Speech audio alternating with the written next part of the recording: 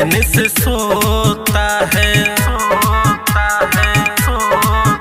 ये दिल तेरे याद में रोता है, एक पल नहीं चैन से सोता है।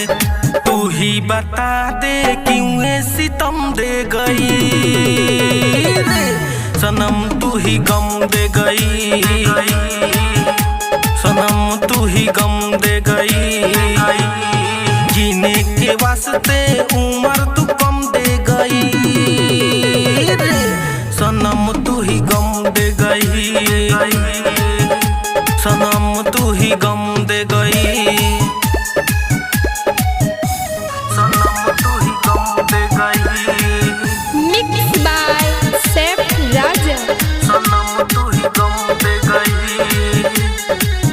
जब छोड़ के हमको जाना था तो दिल फिर क्यों लगाई तू, सनम तू ही गम दे गई।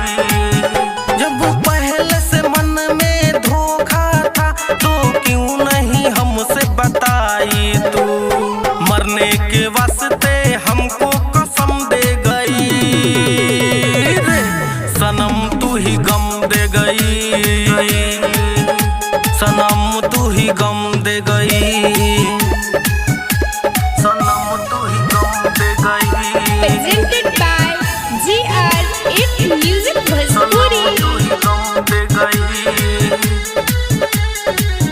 सुन उदय अकेला दीवाना था, तेरे हर गम से बेगाना था सनम, तू ही गम दे गई। तेरे मर्जी से मैं तो जीता था, एक बूंद शराब नहीं पीता था। तू ही तो मेरे आंखों में नम दे गई सनम, तू ही गम दे गई सनम, तू ही गम दे गई। ये दिल तेरे याद में रोता है, एक पल नहीं चैन से सोता है। तू ही बता दे क्यों ये सितम दे गई सनम, तू ही गम दे गई सनम, तू ही गम दे गई। जीने के वास्ते उम्र तू कम दे गई सनम, तू ही गम दे गई